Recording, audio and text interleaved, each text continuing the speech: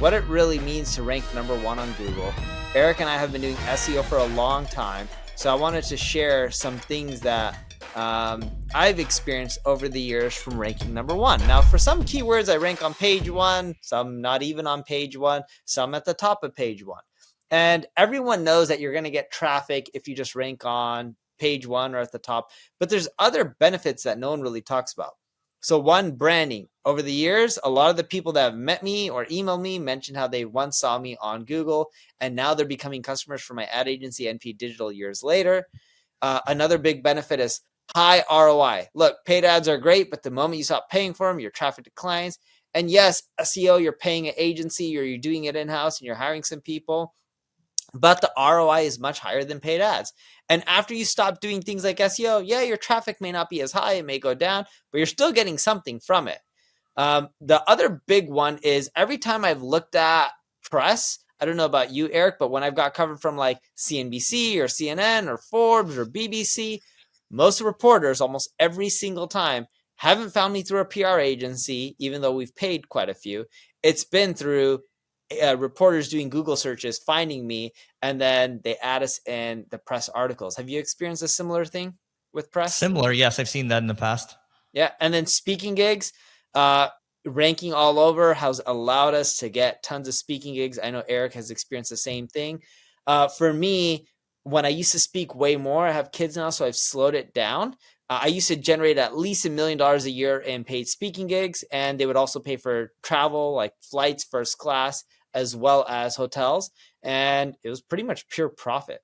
Another one was competitive advantage. SEO is something that's easier for the little guy to leverage. It takes time, but it still works. And it's how Eric and I have competed with the bigger competitors.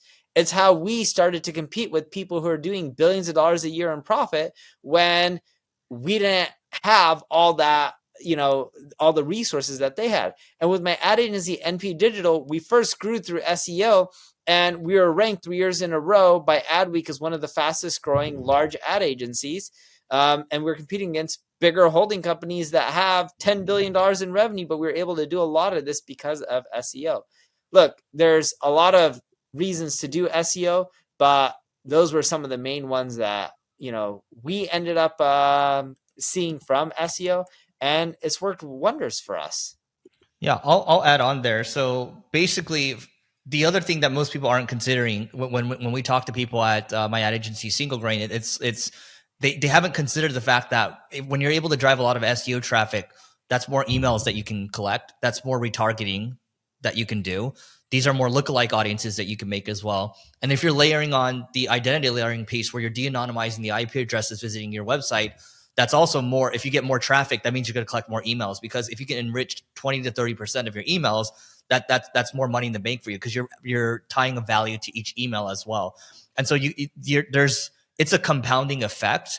And the good thing about SEO is it's still a black box, even in 2024. People are like, oh, I'm just going to keep doing paid, because it's very black and white. You put in X, you get Y, which is great. But to Neil's point, you stop the faucet, like that traffic's gone, right? The thing about SEO is once it's working, you can keep compounding on it. It's like building a business. It takes a little while to get going, but once you got it, it's like you have it's almost like a power boost for your marketing. And that's why I like. And here's the other thing. We've talked about the AI assisted content stuff, the programmatic SEO stuff. I think there's this nice honeymoon period for the next year or two where this stuff will really take off for people that are taking advantage of it. And then I think we're going to continue to see, SEO evolve, but SEO will never go away as long as people are searching for things. Yeah. Here, by the way, on a random note, here's a quick question for you. When your marketing isn't working out, what question do you ask yourself? There's one question that people should ask themselves. But when your marketing's not working out, what do you ask yourself?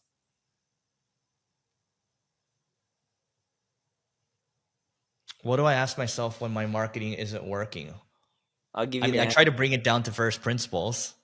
So Well, you typically look at your competition. When your marketing's not working out, I already know this. You always look at competition and what are they doing? that's part of it. Yes. Yes. And it's so funny because I was talking to some people over the other day and they were just like, man, my marketing's not working out. And I was telling them, like, dude, I don't know why marketers aren't asking themselves enough, what is my competition doing? Because when someone doesn't buy from your website, they're buying from someone else, assuming they actually need that product. When you lose your Google ranking, someone else, your competitor, took that spot You from know you. what's interesting? That is a first principle thing, because whatever your competitor's doing and then they're actively running these ads, that means it's working. So that is a first principle thing. It's like, what's actually working? Do that. Yeah, exactly. It's like, oh, or Facebook ads aren't working for us. Well, Facebook's making more revenue this quarter than they did last quarter. So you know what? Your competition has figured out how to make Facebook ads work, and you haven't figured it out anymore. Where your old tactics aren't working anymore.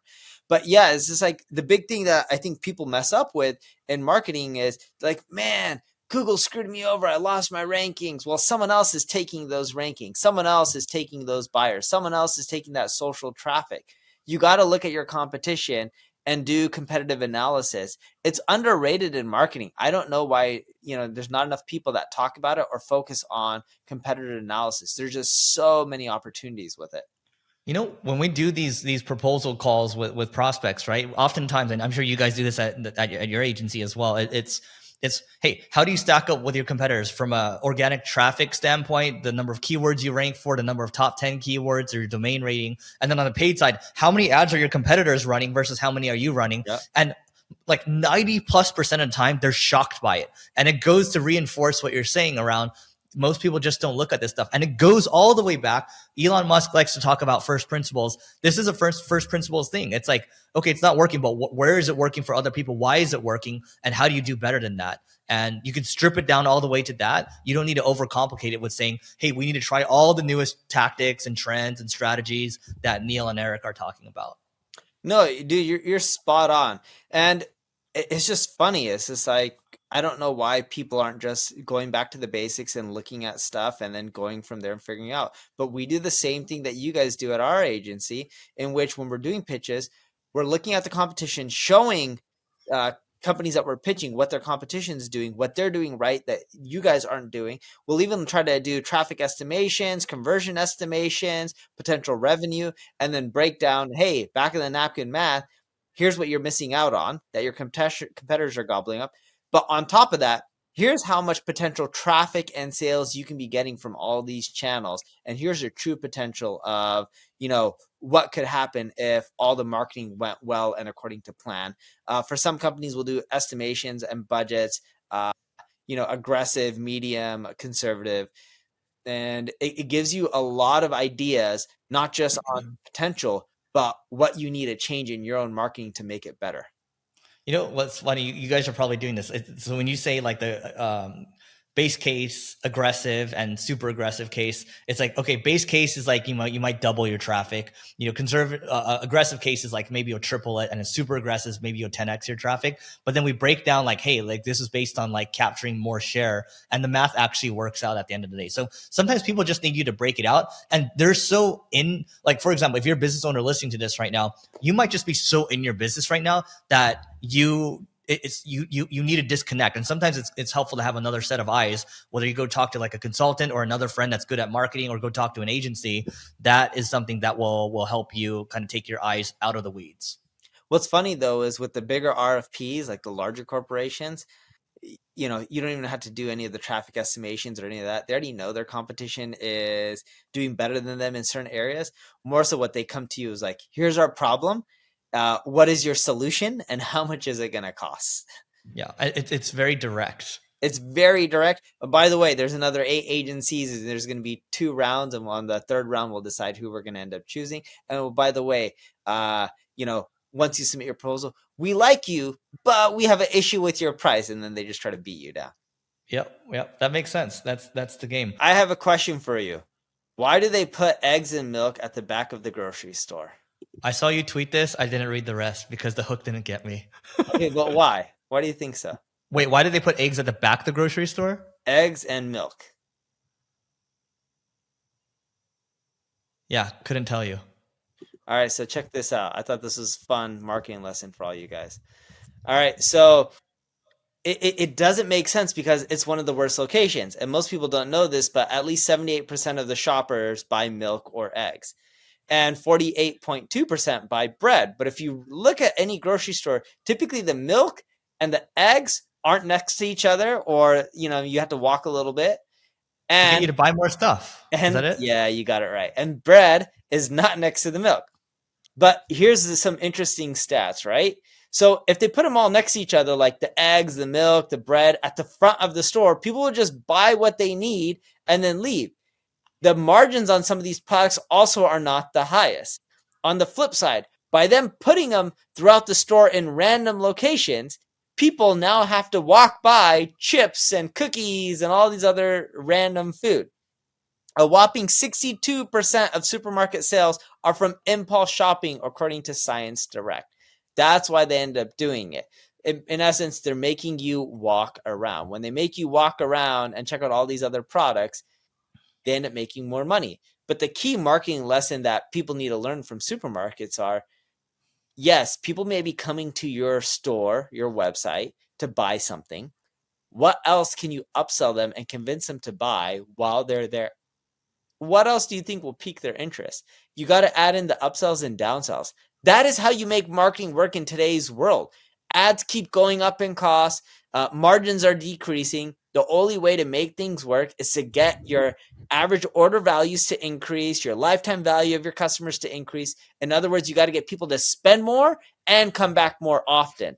That's the way to win in marketing in the long run. So it's not just about buying traffic and optimizing for that conversion. It's about the whole life cycle of the user and getting them to keep coming back and buying more each time they come back. It's so you talk about the average order value, like literally when you go to a grocery shop, it's the cart value, right? Which is the same thing at the end Yeah. of the day. But like also think about it when you're leaving, when you're checking out like a Whole Foods or Erewhon or whatever you're checking, wherever you shop, right? That whole aisle is upsells. They're trying to get you with all these upsells, cross sells, like the little chocolate bars, little candy for the kids and all that stuff. Yes. That increases the cart value because we're going into a world where things are just getting more expensive. Now, look, people are saying 2024 is going to be deflationary. That remains to be seen, but we're just talking about right now. And do you know why they have the candy on the for the kids? Yes, for the kids. Because a lot of people take their children with them to the grocery stores. And when you have kids like I do, it is hard to tell them no. I tell them no because I don't want them to have all the sweets. I typically tell my kids when we go into a grocery store, you're able to pick one thing and only one thing. And at the beginning, my kids would be like, I want bread. I'm like, yeah, no problem. And then they quickly learn, wait, you're going to buy bread anyways. As they grew older, let me pick something that tastes good. Dude, you know what's practical? I mean, just go look at what Amazon does, right? When I buy on Amazon Fresh, it's like, oh, by the way, you forgot these things, or you usually get these things, or customers that bought this also bought this. And it's just like really easy to add. And still, I think in today's day and age, a lot of shops aren't doing that. And so how can you Amazonify your website to get a higher cart value? Damn straight. All right, so that is it for today. Please don't forget to rate, review, subscribe. Check out this next video over here. And in the next episode, we're going to talk about the lessons that we learned this year. It's going to be a good one. And yeah, we'll see you in that episode.